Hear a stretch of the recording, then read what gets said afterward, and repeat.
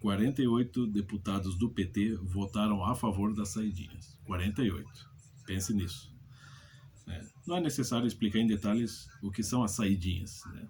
Mas esse benefício concedido a uma grande parte dos infratores da lei aqui no Brasil geralmente resulta em mais crimes, né? Além dos criminosos que ainda não estão presos e que estão cometendo crimes por aí, você tem mais uma remessa, uma leva de criminosos que se aproveitam dessa situação.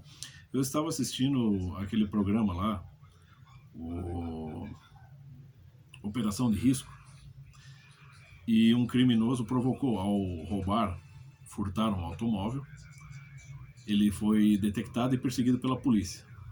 Ele acelerou o veículo roubado, furou um sinaleiro e provocou um acidente, ou seja, ele acertou a lateral de um carro. Toda a operação foi filmada, ela está aí na internet. Foi ano passado, se não me engano, ano passado ou retrasado. Ele era um dos beneficiários da saidinha. O acidente que ele provocou matou uma mulher grávida e deixou o esposo dela gravemente ferido. Você tem a cena, os paramédicos tentando ressuscitar a mulher com um barrigão lá de acho que uns 7 meses.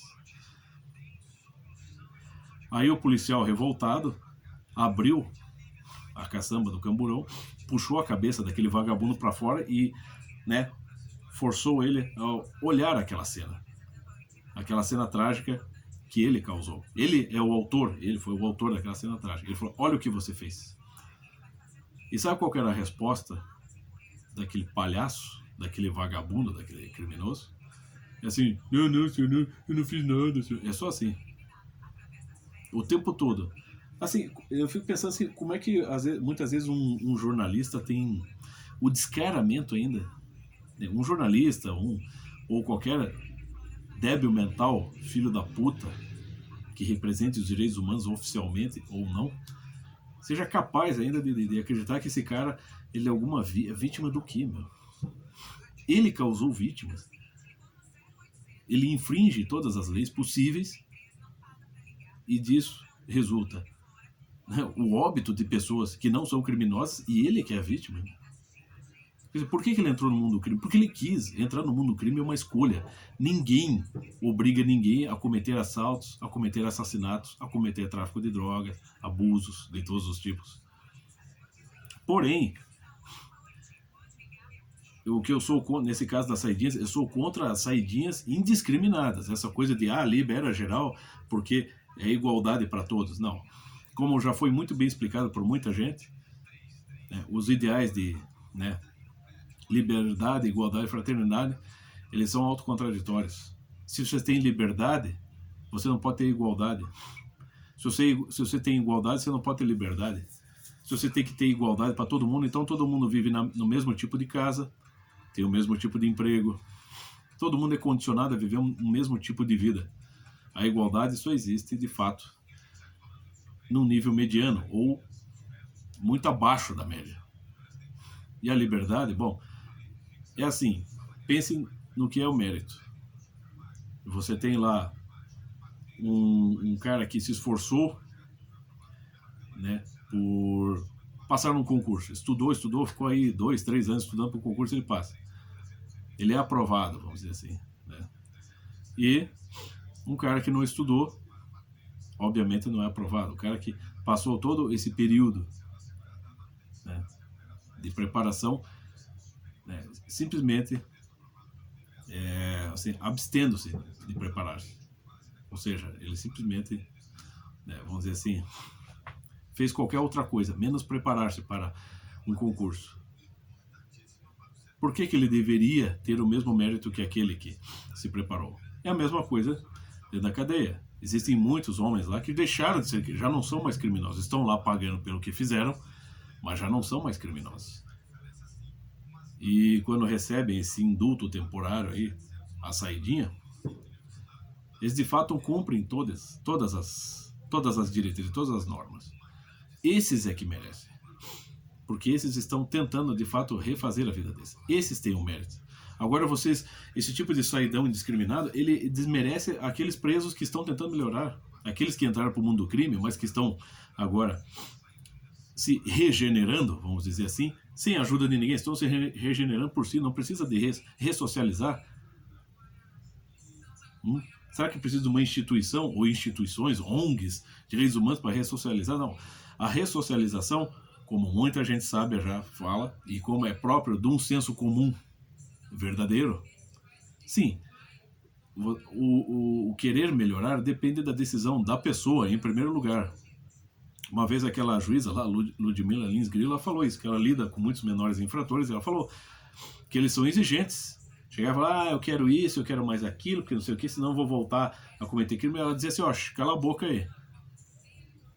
Ela dizia pros piazão lá, fica quieto aí, que em primeiro lugar você vai ter que querer melhorar, você tem que merecer isso, você tem que dar mostras que você de fato está sinceramente melhorando. Você não vem exigir coisas aqui, querer chantagear as leis e a sociedade, porque se a sociedade e as leis não cumprirem os seus requisitos, né,